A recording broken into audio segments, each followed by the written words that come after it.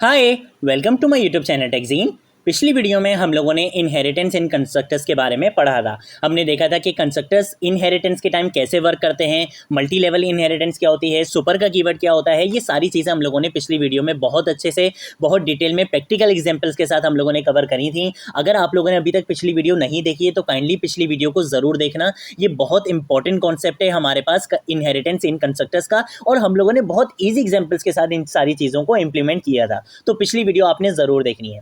आज की वीडियो का जो हमारा टॉपिक है, अगर आप इस प्लेलिस्ट को फॉलो कर रहे हो, अगर आप सीक्वेंस वाइज सारी चीज़ें, सारी वीडियोस को अच्छे से देख रहे हो, तो आपको पता होगा कि आज की वीडियो का जो हमारा टॉपिक है वो हम ऑलरेडी पहले देख चुके हैं। वो है this and super keyword. This keyword भी हम पहले देख चुके हैं और सुपर कीवर्ड तो हमने इसी वीडियो में ही कवर करा था, इनहेरिटेंस इन कंस्ट्रक्टर वाली। लेकिन जब मैंने ये कीवर्ड यूज़ करा था तब मैंने आपको इसके बारे में थोड़ा बहुत बता दिया था, लेकिन उस टाइम मैंने आपसे कहा था कि हम इसके बारे में एक सेपरेट वीडियो में अलग से अच्छे से बात करेंगे। ठीक है, तो आज की वीडियो में हम बिल्कुल अच्छे से देखेंगे कि दिस का कीवर्ड क्या होता है, सुपर का कीवर्ड क्या होता है, एग्जाम्पल्स के साथ इनको इंप्लीमेंट करेंगे। ठीक है, तो देखो मैंने यहाँ पर माई जावा ट्यूटोरियल वाले पैकेज के अंदर मैंने एक फाइल बना ली है, this and super keyword dot जावा। जिस नाम से मैं फाइल बनाता हूँ उस नाम से मेरी पब्लिक क्लास बन जाती है। ये बात आपको बहुत अच्छे से पता है। देखो यहाँ पे पब्लिक क्लास बन चुकी है दिस एंड सुपर कीवर्ड के नाम से। ये लाइन क्या बता रही है? ये लाइन ये बता रही है कि भाई आपने जो भी फाइल बनाई है या जो भी आप क्लासेस बनाओगे वो किसके अंदर इंक्लूड हो जाएगी, माई जावा ट्यूटोरियल वाले पैकेज के अंदर इंक्लूड हो जाएगी। और यहाँ पे मैंने एक मेन मेथड लगाया हुआ है और कोई काम नहीं करा है। ठीक है, यहाँ पर ये जो मैंने दिस और सुपर कीवर्ड के बारे में लिखा हुआ है इसके बारे में हम बाद में आएंगे। सबसे पहले हम ये देखते हैं कि दिस कीवर्ड को यूज करने की जरूरत पड़ी ही क्यों। ठीक है, ऐसी क्या जरूरत आ गई थी कि हमें दिस का कीवर्ड यूज करना पड़े। तो मैं यहाँ पर आकर एक काम करता हूँ कि एक पहले कस्टम क्लास बना लेता हूँ। तो मैं यहाँ पे आके लिखता हूँ क्लास, और किस नाम से कस्टम क्लास बनाए, वन के नाम से एक कस्टम क्लास बना लेते हैं। ठीक है भाई, यहाँ पे हमने वन के नाम से एक कस्टम क्लास बना ली। अब मैं यहाँ पर अगर एक कॉमेंट लिख लेता हूँ कि अभी हम क्या पढ़ने वाले हैं। सबसे पहले फॉर दिस कीवर्ड, अभी जो काम करने वाले हैं वो दिस कीवर्ड के लिए करने वाले हैं। सबसे पहले दिस कीवर्ड को देखेंगे। मैं यहाँ पर अगर एक वेरिएबल बना लेता हूँ इंट ए के नाम से। ठीक है भाई, वेरिएबल बना लिया। अब इस वेरिएबल के लिए जल्दी से गेटर सेटर बना लेते हैं। गेटर सेटर हम बहुत सारी वीडियोस में अच्छे से देख चुके हैं। ठीक है, तो अब मैं जल्दी से बना लेता हूँ यहाँ पे पब्लिक। पब्लिक के बाद लिखूंगा वॉइड, वॉइड के बाद लिखूंगा सेट ए। ठीक है, सेट ए के बाद मैं बोलूंगा कि भाई जो भी हमारा सेटर होता है वो लाजमी एक पैरामीटर लेता है। तो मैं यहाँ पे आके लिख दूंगा इंट एक्स के भाई जब भी सेटर को कॉल करवाया जाएगा इसको एक इंटीजर टाइप की वैल्यू दी जाएगी एज अ आर्ग्यूमेंट। आपने उस वैल्यू को क्या करना है, इस पैरामीटर में कॉपी करवा देना है। और कॉपी करवाने के बाद मैं ये बोलूंगा कि भाई ये जो ए वाला वेरिएबल है इसके अंदर असाइन करवा देना। ये जो एक्स के अंदर वैल्यू कॉपी हुई है उसको असाइन करवा देना ए वाले वेरिएबल के अंदर। ये सेटर का काम होता है, आपको बहुत अच्छे से पता है। उसके बाद मैं यहाँ पर आकर लिख लूंगा पब्लिक। पब्लिक के बाद आके लिखूंगा इंट, इंट के बाद लिखूंगा गेट, गेट के बाद लिखूंगा गेट ए, और गेट ए के नाम से मैंने यहाँ पर बना लिया गेटर, है ना। ठीक है, गेटर मैंने यहाँ पे बना लिया। अब यहाँ पे इंट क्यों रखें, क्योंकि ये रिटर्न क्या करवाएगा, ये मुझे रिटर्न में देगा हमेशा ए को। और ए की डेटा टाइप क्या है, इंटीजर। जब भी मैंने गेटर की भी रिटर्न टाइप क्या रखी है, इंटीजर, कि ये मुझे रिटर्न क्या करेगा, एक इंटीजर टाइप का वेरिएबल मुझे ये हमेशा क्या करेगा, रिटर्न करेगा। एक इंटीजर टाइप की वैल्यू मुझे रिटर्न करेगा। तो ये मैंने सेटर और गेटर बना लिए। ये चीज़ें हम बहुत अच्छे से पिछली वीडियोज़ में देख चुके हैं। अब मैं यहाँ पर आकर वन क्लास के एक ऑब्जेक्ट बना लेता हूँ। तो मैं यहाँ पे आके लिखूंगा वन, वन के बाद ओ के नाम से एक ऑब्जेक्ट बना लेता हूँ। आप किसी भी नाम से बना सकते हो। उसके बाद इक्वल टू के बाद मैं यहाँ पे आके लिख दूंगा न्यू, न्यू के बाद वन, और पैरेंथेसिस के बाद मैं यहाँ सेमीकोलन लगा लूंगा। ये मैंने एक ऑब्जेक्ट बना लिया। उसके बाद मैं ये बोलूंगा कि भाई ओ डॉट सेट ए। ठीक है, मैं यहाँ पे सेटर को अपने कॉल करवा रहा हूँ, और यहाँ पर जो भी मैं वैल्यू पास करवाऊंगा वो किस में जाके कॉपी हो जाएगी, वो जो एक्स वाला पैरामीटर मैंने बनाया है उसमें जाके कॉपी हो जाएगी। तो मैं यहाँ पे दे देता हूँ 7। जैसे ही मैंने 7 दिया तो देखो ये VS कोड मेरा बता रहा है कि ये 7 किस में जाके कॉपी हो जाएगा, एक्स वाले पैरामीटर में जाके। और सेटर के अंदर मैंने काम क्या बोला हुआ है कि एक्स के अंदर जो भी वैल्यू कॉपी हुई है वो किस में असाइन करवा दो, ए में असाइन करवा दो। असाइनमेंट ऑपरेटर क्या काम करता है, राइट साइड वाली वैल्यू को लेफ्ट साइड में असाइन करवा देता है। ये बात हमेशा याद रखना। अभी दिस का कीवर्ड भी थोड़ा सा इससे रिलेटेड ही है। ठीक है, तो ये मैंने यहाँ पे बोल दिया कि भाई एक्स के अंदर जो भी वैल्यू आ रही है, असाइनमेंट ऑपरेटर का काम होता है कि राइट साइड वाली वैल्यू को उठा के लेफ्ट साइड में स्टोर करा देना। ये मैंने बोल दिया। अब ए के अंदर वैल्यू आ चुकी है 7, ये सेटर ने कर दिया, सेट कर दी वैल्यू। अब मुझे करनी है वैल्यू को गेट। तो मैं यहाँ पे कर दूंगा ओ डॉट गेट ए, और गेट ए जैसी करूंगा तो ये रिटर्न में मुझे क्या करेगा, ए को रिटर्न तो कर देगा, लेकिन मुझे उस वैल्यू को प्रिंट भी करवाना है। तो मैं क्या करूंगा, मैं यहाँ पे आके लिख दूंगा साउट। ठीक है, मैं यहाँ पे आके लिखूंगा साउट, और साउट के अंदर मैं बोलूंगा भाई ये जो ओ डॉट गेट ए है इसको तुम क्या करो, साउट के अंदर लिख दो। तो मैं यहाँ पे कंट्रोल एक्स करके इसको क्या करूंगा, यहाँ पे कर दूंगा, ताकि जैसे ही ये ए की वैल्यू को रिटर्न करवाए वो यहाँ पे ये क्या कर देगा, उसको प्रिंट करवा देगा। ठीक है भाई, मैं यहाँ पे आके इस प्रोग्राम को रन करूंगा तो क्या होगा, मेरी 7 वाली वैल्यू ए में सेट भी हो गई और गेट भी मैंने यहाँ पे करवा लिया। तो ये काम तो हमने पिछली वीडियोस में बहुत अच्छे से देखा हुआ है। अब दिस का कीवर्ड कहाँ आता है, देखो दिस का कीवर्ड हम यूज करते हैं तब अगर मैं यहाँ पर आऊँ और यहाँ पर अगर मैं यहाँ पर आकर लिख दूँ सिर्फ दिस डॉट ए। ठीक है, मैं यहाँ पे आके क्या लिख रहा हूँ, दिस डॉट ए लिख दूँ अभी यहाँ पे आके। एक सेकंड, मैं यहाँ पे आगे लिख देता हूँ दिस डॉट ए, और जैसे ही मैं दिस डॉट ए लिखूंगा तो देखो कोई मेरे पास एरर वगैरह नहीं आ रहा। और अगर मैं इस प्रोग्राम को रन करूंगा तो क्या मेरे पास 7 नहीं आएगा? क्या मैं रन करके देख लेता हूँ, मैं रन करूंगा तब भी मेरे पास क्या आएगा? 7 ही आएगा। तो भाई आपने दिस का कीवर्ड क्यों यूज करा? देखो बेस्ट प्रैक्टिस ये होती है कि आप हमेशा दिस का कीवर्ड यूज करो जब भी आप वैल्यूज को इस तरीके से सेट करवा रहे हो, ठीक है, तो आप हमेशा क्या यूज करो? दिस का कीवर्ड लाजमी यूज करो।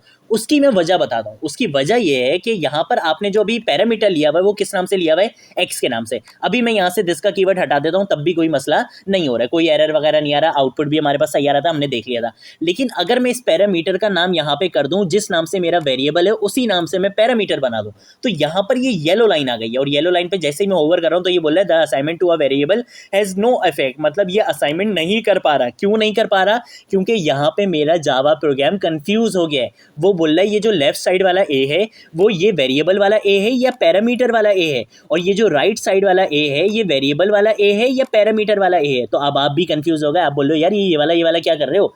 तो ऐसे ही हमारा यहाँ पे जावा प्रोग्राम भी क्या हो चुका है? कंफ्यूज हो चुका है। उसको समझ में नहीं आ रहा कि ये लेफ्ट साइड वाला ए कौन सा है, राइट साइड वाला ए कौन सा है। ये राइट साइड वाले ए की वैल्यू मैं कौन से वाले ए में जो है वो स्टोर कराऊं, यहाँ पे जावा को कुछ भी समझ में नहीं आ रहा है। तो अब मुझे यहाँ क्या करना पड़ेगा? जैसे ही मैं यहाँ पे आके लिखूंगा दिस डॉट ए, ठीक है, मैं यहाँ पे आके लिखूंगा दिस डॉट ए, मेरे पास से वो येलो लाइन जा चुकी है। और अगर मैं अब आपको यहाँ पे अपना प्रोग्राम रन करके दिखाऊंगा तो मेरे पास 7 आउटपुट यहाँ पे आ जाएगा। तो देखो यहाँ पे 7 आउटपुट आ रहा है। तो अब मेरा जावा प्रोग्राम कंफ्यूज नहीं हो रहा। लेकिन क्यों नहीं हो रहा? ऐसा क्या जादू कर दिया दिस कीवर्ड ने? दिस कीवर्ड का मतलब होता है रेफर करना। किस चीज को रेफर करना? दिस कीवर्ड का मतलब ये बताता है कि भाई इसके आगे ये जो चीज लिखी हुई है ना, ये करंट क्लास के अंदर मौजूद है। ये कोई पैरामीटर वगैरह नहीं है जो बाहर से कहीं से आ रहा हो या कुछ और हो, ये इस क्लास के अंदर बनाया हुआ है। तो अब ये दिस डॉट ए का मतलब ये हो चुका है कि भाई ये जो ए है ये पैरामीटर वाला ए नहीं है, ये करंट क्लास के अंदर एक वेरिएबल बना हुआ है ए के नाम से। ये जो लेफ्ट साइड वाला ए है मैं इसकी बात कर रहा हूं। तो अब जावा प्रोग्राम यहाँ पे कंफ्यूज नहीं हो रहा है। और यही चीज मैंने यहाँ पे ऊपर आपके लिए लिखी हुई है। देखिए दिस का कीवर्ड आपके लिए हेल्प करता है डिस्टिंग्विश करने के लिए, किसके बीच में? वेरिएबल्स के बीच में और पैरामीटर्स के बीच में। तो देखो इसने यही बता दिया कि भाई वेरिएबल कौन है और पैरामीटर कौन है, ये चीज इसने यहाँ पे क्लियर कर दी है। अब क्या दिस का कीवर्ड का सिर्फ यही काम होता है? नहीं, हम और भी कामों के लिए दिस का कीवर्ड यूज करते हैं, लेकिन वो कॉन्सेप्ट अभी हमने नहीं पढ़े हैं। अभी जितने कॉन्सेप्ट हमने पढ़ लिए हैं जहां पर दिस का कीवर्ड यूज हो सकता है वहां पे देखो मैंने आपको बता दिया है। लेकिन जो कॉन्सेप्ट अभी नहीं पढ़े, अगर उसके बारे में मैं अभी बताना शुरू कर दूंगा तो आपको फिर चीजें समझ में नहीं आएंगी, बहुत सारी कंफ्यूजन हो जाएगी। और मैं आपको बिल्कुल भी कंफ्यूज करना नहीं चाहता हूं, ठीक है। जैसे अभी जावा प्रोग्राम कंफ्यूज हो रहा था ना, वैसे मैं आपको कंफ्यूज करना नहीं चाहता हूं। इसलिए जब वो कॉन्सेप्ट हम पढ़ेंगे तब हम उसके साथ साथ देख लेंगे कि भाई देखो दिस का कीवर्ड हम यहाँ पर भी यूज कर सकते हैं, ये फायदा होता है, ये सारी चीजें हम देखते रहेंगे। लेकिन अभी जितने हमने कॉन्सेप्ट पढ़े तो उसमें हम दिस का कीवर्ड हम यहाँ पे यूज कर सकते हैं। और अगर आप यहाँ पे एक्स का कोई डिफरेंट भी ले रहे हो ना, अगर आप यहाँ पे जो है वो पैरामीटर डिफरेंट ले रहे हो, तब भी अपनी बेस्ट प्रैक्टिसेस में ये इंक्लूड कर लो कि जब भी आप वेरिएबल को सेट करवा रहे हो तो वैल्यू से, तो आप हमेशा यहाँ पे दिस का कीवर्ड यूज करा करो। अब आप में से बहुत सारे लोग सोच रहे होंगे कि यार क्या यहाँ पे मैं दिस का कीवर्ड यूज नहीं कर सकता? देखो इस केस में यहां पर आप दिस का कीवर्ड, राइट साइड पे दिस का कीवर्ड यूज नहीं कर सकते। क्यों? क्योंकि मैंने आपको बताया कि असाइनमेंट ऑपरेटर का क्या काम होता है, राइट साइड की वैल्यू को लेफ्ट साइड में स्टोर करा देना। अगर मैं यहां पे दिस डॉट ए लिख दूंगा, मैंने यहां पे अगर दिस डॉट ए लिख दिया और यहां से मैं दिस डॉट ए हटा दूंगा, तो इसका मतलब यह है कि जो राइट साइड वाला ए है ये मेरा वेरिएबल वाला ए है और लेफ्ट साइड वाला ए मेरा पैरामीटर वाला ए है। तो क्या यहां पर अब मेरे पास सही आउटपुट आएगा? नहीं आएगा। क्यों? क्योंकि अब असाइनमेंट ऑपरेटर क्या करेगा, वेरिएबल के अंदर जो वैल्यू होगी उसको उठा के पैरामीटर में डाल देगा। तो भाई ये काम तो हमने करवाना ही नहीं था ना, और वेरिएबल के अंदर तो कोई वैल्यू ही नहीं है। अभी अगर मैं आपको प्रोग्राम रन करके दिखाऊंगा तो अब 7 नहीं आएगा, अब ये बाय डिफॉल्ट मुझे क्या दे देगा, यहाँ पे 0 दे देगा, क्योंकि कोई सिंटेक्स एरर नहीं है, कोई किसी चीज का एरर नहीं आ रहा, लेकिन ये यहाँ पे आपको आपका डिजायर्ड आउटपुट नहीं देगा। तो हमेशा याद रखना, ये चीज हमने बहुत स्टार्टिंग में ही कवर करी थी कि असाइनमेंट ऑपरेटर क्या करता है, राइट साइड वाली चीज को लेफ्ट साइड में स्टोर कराता है। तो मैं वैल्यू को सेट करवाना चाहता हूँ वेरिएबल में, तो मुझे यहाँ पे लेफ्ट साइड पे लिखना पड़ेगा this dot A, right side पे नहीं लिखूंगा मैं, ठीक है। और दोनों जगह दिस डॉट ए नहीं लिख सकता, वरना वो दोनों को क्या बना देगा, वेरिएबल बना देगा, और तब भी उसको ये चीज समझ में नहीं आएगी। तो ये कॉन्सेप्ट होता है हमारा दिस के कीवर्ड का, कि दिस का कीवर्ड हम यूज करते हैं रेफर करने के लिए। किस चीज को रेफर करने के लिए? कि भाई ये चीज कोई पैरामीटर नहीं है, ये करंट क्लास के अंदर एक ऑब्जेक्ट बना हुआ है, मैं इसकी बात कर रहा हूं, ये वाला ए की बात कर रहा हूं। ये दिस को समझ लो, ये वाला ए जो क्लास के अंदर बना हुआ है, कोई बाहर से आने वाले ए की बात नहीं कर रहा। तो ये कॉन्सेप्ट होता है हमारे पास दिस डॉट ए का। ठीक है। तो ये दिस का कीवर्ड होता है। आगे चल के हम और भी देखते रहेंगे कि दिस का कीवर्ड हम कहाँ कहाँ यूज़ कर सकते हैं। मैं इस पूरे कोड को यहाँ पे कर देता हूँ कमेंट, ठीक है। यहाँ पे मैं इसको कमेंट कर देता हूँ, नीचे आके हम इन सारी चीज़ों को भी कमेंट कर देते हैं। और अब हम जल्दी से देख लेते हैं क्या कि सुपर का कीवर्ड क्या होता है। तो सबसे पहले मैं एक काम ये करता हूँ कि मैं यहाँ पर आकर एक कंस्ट्रक्टर बना लेता हूँ वन क्लास का, ठीक है। तो मैं यहाँ पे आके बोलूँगा वन, मैं यहाँ पे आके वन बोलूंगा और यहाँ पे आके मैं इंट ए के नाम से एक पैरामीटराइज कंस्ट्रक्टर बना लूंगा, ठीक है। ये कंस्ट्रक्टर क्या करेगा, एक वैल्यू को जरूर लेगा। मैं यहाँ पे आके साउट लिख दूंगा और साउट के बाद मैं यहाँ पे आके एक मैसेज लिख लेता हूँ, वन क्लास कंस्ट्रक्टर, एक minute, one class constructor with parameter, parameter लिख लेते हैं यहाँ पे पैरामीटर, और इस तरीके से यहाँ पे हम स्पेस दे देते हैं। पैरामीटर की स्पेलिंग जल्दी से सही कर लेते हैं वरना सब मजाक उड़ाएंगे। और उसके बाद हम यहाँ पे आके लिख लेते हैं प्लस ए। प्लस ए का मतलब जो वैल्यू यहाँ पर आ रही है उसको कॉन्केटिनेट भी करवा देना यहाँ पे, ठीक है। तो ये प्लस का साइन हम कॉन्केटिनेशन के लिए भी यूज़ करते हैं, ये चीज़ आपको पता है। ये मैंने यहाँ पे वन क्लास तो बना ली। अब मैं एक और कस्टम क्लास जल्दी से बना लेता हूँ। तो मैं यहाँ पे आके लिखूंगा क्लास का कीवर्ड, और क्लास के कीवर्ड के बाद मैं टू के नाम से क्या करूँगा, एक कस्टम क्लास बना लूँगा, ठीक है भाई। टू के नाम से मैंने यहाँ पे एक कस्टम क्लास बना ली, और टू के अंदर मैं क्या करूंगा, यहाँ पर भी एक क्या बना लूंगा, एक कंस्ट्रक्टर बना लूंगा, और यहाँ पे भी पैरामीटराइज कंस्ट्रक्टर बना लेता हूँ। तो मैं यहाँ पे लिखूंगा टू, टू के बाद मैं लिखूंगा इंट, और इंट के बाद मैं यहाँ पे लिख दूंगा बी, ठीक है। कुछ भी आप ए भी लिख सकते हो, मैं चलो ए ही लिख लेता हूँ ताकि यार आप कंफ्यूज नहीं हो, या आप ये नहीं सोचो कि ए नहीं लिख सकते, तो मैं यहाँ पे ए ही लिख लेता हूँ, ठीक है। लिख सकते हो आप। मैंने यहाँ पे टू इंट ए बना लिया, और यहाँ पर आकर मैं बोलूंगा साउट, और साउट के बाद मैं बोलूंगा कि भाई क्या करो, यहाँ पे आके मैं बोलूंगा इसी मैसेज को यहाँ से पकड़ के ले आते हैं हम जल्दी से। मैं इसको यहाँ से करता हूँ कॉपी, कंट्रोल वी नहीं करना था, यहाँ पे कंट्रोल सी करना है, और यहाँ पे लाके इसको कर देंगे कंट्रोल वी, ठीक है। तो ये मैंने कर दिया वन क्लास कंस्ट्रक्टर। यहाँ पे मैं कर दूंगा इसको टू क्लास कंस्ट्रक्टर, कि भाई ये टू क्लास का कंस्ट्रक्टर है विद पैरामीटर, और यहाँ पे मैं कर दूंगा प्लस ए, ठीक है। ये मैंने कर दिया कि ए की वैल्यू को कॉन्केटिनेट भी करा देना। ये मैंने दो क्लासेस तो बना ली, लेकिन मैं चाहता हूं कि टू वाली क्लास इनहेरिट कर ले वन वाली क्लास को, ताकि वन क्लास के अंदर जितने भी फीचर्स हों वो सारे किसके लिए अवेलेबल हो जाएं, टू क्लास के लिए अवेलेबल हो जाएं। तो मैं यहाँ पे आके इनहेरिटेंस कैसे करवाते हैं, मैं यहाँ पे आके लिखूंगा एक्सटेंड्स का कीवर्ड, और मैं उस क्लास का नाम लिख दूंगा जिस क्लास से मैं इनहेरिट करवाना चाहता हूँ। तो मैं इनहेरिट करवाना चाहता हूँ वन क्लास से। जैसे ही मैं यहाँ पे वन लिख रहा हूँ ना, तो यहाँ पे मेरे पास एरर आ रहा है। अब ये मुझे एरर क्यों दे रहा है, देखो मैं यहाँ पे जैसे ही होवर कर रहा हूँ ना, ये बोल रहा है implicit super constructor one is undefined. ये बोल रहा है कि भाई आप यहाँ पे सुपर का कीवर्ड यूज करो वरना मैं आपको एरर ही दूंगा। और अगर मैं यहाँ पर आऊँ मैं, और यहाँ पर आकर मैं क्या करूँ, वन क्लास का एक डिफॉल्ट कंस्ट्रक्टर बना लूँ। जैसे ही डिफॉल्ट कंस्ट्रक्टर बनाऊंगा ना, यहाँ पे आके मुझे पैरेंथेसिस भी लगानी है, जैसे ही मैं यहाँ पे आके डिफॉल्ट कंस्ट्रक्टर बनाऊंगा मेरे पास से ये एरर चला जाएगा। तो ये क्या सीन है, अगर आप लोगों ने पिछली वीडियोस देखी है तो आपको बहुत अच्छे से पता होगा कि जब भी हम इनहेरिटेंस करते हैं, ठीक है, जब भी हम इनहेरिटेंस करते हैं और यहाँ पर आकर जैसे ही मैं यहाँ पे आऊँगा और चाइल्ड क्लास का मैं एक कंस्ट्रक्टर चाइल्ड क्लास का मैं एक ऑब्जेक्ट बना लेता हूँ, मैं टू लिखूंगा, टी के नाम से एक ऑब्जेक्ट बना लेता हूँ, इक्वल टू न्यू, न्यू के बाद टू इंट ए, ये मुझसे वैल्यू मांग रहा है तो मैं वैल्यू दे देता हूँ यहाँ पे, चलो 9 दे देता है, ठीक है। ये मैंने इसको 9 दे दी, मैं यहाँ पे सेमीकोलन लगा लिया। अब आपको एक चीज़ पता है कि भाई जब भी आप ऑब्जेक्ट क्रिएट करते हो आपका कंस्ट्रक्टर ऑटोमेटिकली कॉल हो जाता है, ठीक है। टू क्लास के अंदर मैंने पैरामीटराइज कंस्ट्रक्टर बनाया था, तो जब भी मुझे यहाँ पे वैल्यू देनी पड़ेगी मैं विदाउट वैल्यू यहाँ पे नहीं पास करवा सकता, ठीक है, क्योंकि उसके अंदर एक ही कंस्ट्रक्टर है और वो पैरामीटराइज कंस्ट्रक्टर है, तो इसलिए मुझे यहाँ पे वैल्यू देनी पड़ेगी। ये चीजें हम पिछली वीडियो में देख चुके हैं। लेकिन जब इनहेरिटेंस हो रही होती है ना, तो होता क्या है कि जैसे ही आपने चाइल्ड क्लास का ऑब्जेक्ट बनाया, ये यहाँ पे आएगा, ये इसके कंस्ट्रक्टर को कॉल कराने से पहले देखेगा कि भाई यहाँ पर हुई हुई है इनहेरिटेंस किसके साथ, इसका पेरेंट कौन है, वन क्लास। तो पहले कहाँ चले जाओ, वन क्लास का डिफॉल्ट कंस्ट्रक्टर कॉल करा दो। ये क्या करता है, ये बाय डिफॉल्ट हमेशा ये पेरेंट क्लास का डिफॉल्ट कंस्ट्रक्टर कॉल कराता है। बाय डिफॉल्ट क्या करता है, पेरेंट क्लास का डिफॉल्ट कंस्ट्रक्टर कॉल कराता है। जब मैंने यहां पर ये डिफॉल्ट कंस्ट्रक्टर नहीं बनाया था तो ये मुझे दे रहा था एरर कि भाई ऊपर मैं जा तो रहा हूं लेकिन वहां पर कोई भी डिफॉल्ट कंस्ट्रक्टर नहीं बना हुआ। तो पहले या तो डिफॉल्ट कंस्ट्रक्टर बना लो या सुपर का कीवर्ड यूज कर लो, तभी एरर हटेगा, अदरवाइज एरर नहीं हटेगा। तो मैंने क्या करा, मैंने बोला यार मुझे जो है वो सुपर का कीवर्ड यूज नहीं करना, मुझे क्या करना है, यहाँ पे डिफॉल्ट कंस्ट्रक्टर को ही क्या करवाना है, कॉल करवाना है। अब उसके अंदर भले मैं कोई काम करूं ना करूं, मैंने यहाँ पे बोल दिया कि भाई मुझे यहाँ पे डिफॉल्ट कंस्ट्रक्टर को क्या करवाना है, कॉल करवाना है। तो देखो अब मेरे पास कोई भी एरर नहीं आ रहा। लेकिन अगर मैं ये चाहता हूं कि भाई मुझे ऊपर पेरेंट क्लास में कोई डिफॉल्ट कंस्ट्रक्टर बनाना ही नहीं है, मैं क्यों अपनी 3 लाइनें यहाँ पे यूज करूं बिला वजह, जब मुझे यहाँ पे कोई काम ही नहीं करवाना। अगर तो मुझे कोई स्टेटमेंट वगैरह प्रिंट करवानी हो या कोई काम करना हो तब तो मुझे यहाँ पे बनाना पड़ेगा डिफॉल्ट कंस्ट्रक्टर। लेकिन अगर मेरा कोई काम ही नहीं है तो यार अगर मैं इसको हटा रहा हूं तो ये तो मुझे एरर दे रहा है यहाँ पे। अब तो ये मुझे मुझे काम ही नहीं करने दे रहा। मैं चाहता हूं कि भाई टू क्लास का जैसे ही ऑब्जेक्ट बनाऊं तो ये वाले कंस्ट्रक्टर कॉल होने से पहले ये वाला कंस्ट्रक्टर कॉल हो जाए, लेकिन अभी तो ये मुझे एरर दे रहा है। अब मैं क्या करूं?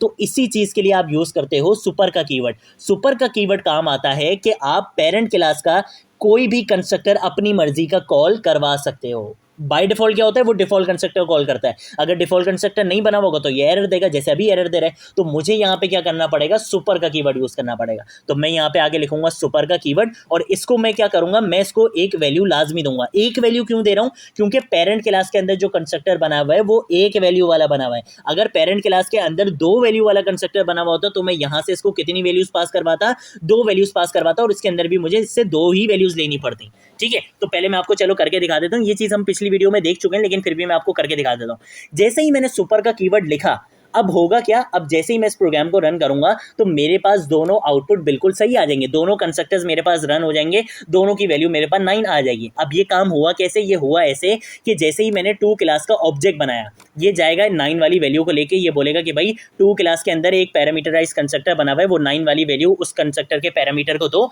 और वो कंस्ट्रक्टर कॉल करवा दो। लेकिन वो बोलेगा कि यार यहाँ पर तो इनहेरिटेंस हुई है, तो पहले मुझे किसका काम करना है, पेरेंट का। ये जाने लगेगा बाय डिफॉल्ट ये क्या करता है, पेरेंट क्लास का डिफॉल्ट कंस्ट्रक्टर कॉल करवा है।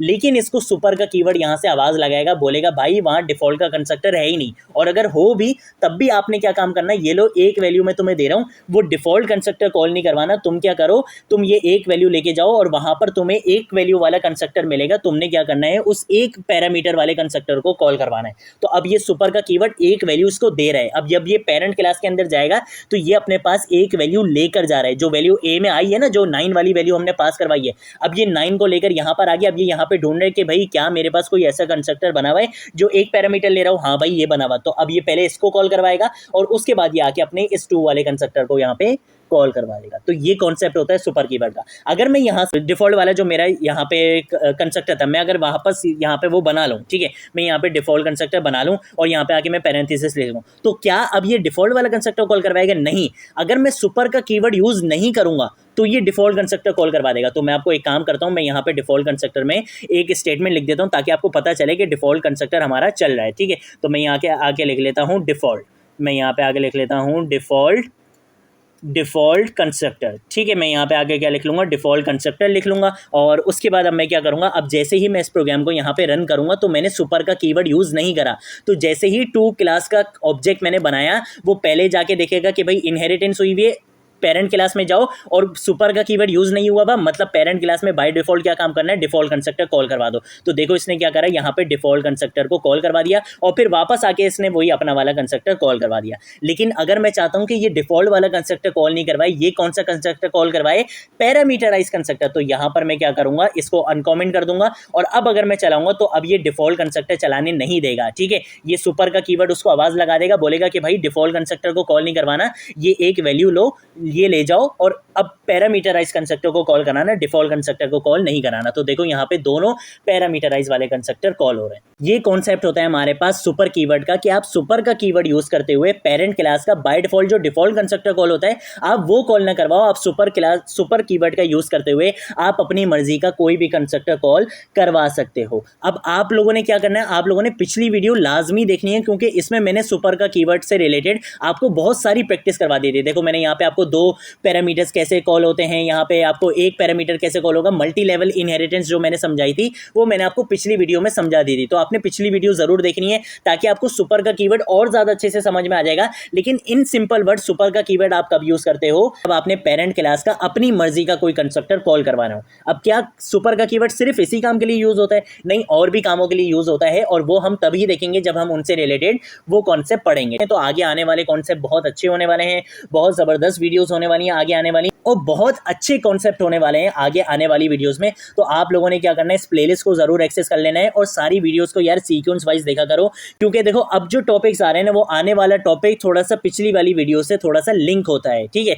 जैसे अभी मैंने यहाँ पर आपको सुपर का कीवर्ड यूज तो करके दिखा दिया, लेकिन सुपर का कीवर्ड हमने ऑलरेडी पिछली वीडियो में यूज करा था और पिछली वीडियो में हमने और ज्यादा अच्छे से यूज करा था, क्योंकि हमने मल्टी लेवल इनहेरिटेंस में भी देखा था कि सुपर का कीवर्ड हम कैसे यूज कर सकते हैं। ठीक है, तो सीक्वेंस वाइज देखा करो प्लेलिस्ट को। मैं जब भी बोलता हूँ कि प्लेलिस्ट को एक्सेस कर लो, सीक्वेंस वाइज सारी वीडियोस को देखो ताकि आप लोगों को फिर कोई कंफ्यूजन ना रहे। ठीक है, तो आज की वीडियो के लिए इतना ही। अब हम मिलेंगे नेक्स्ट वीडियो में नेक्स्ट टॉपिक के साथ, तब तक के लिए बाय। है।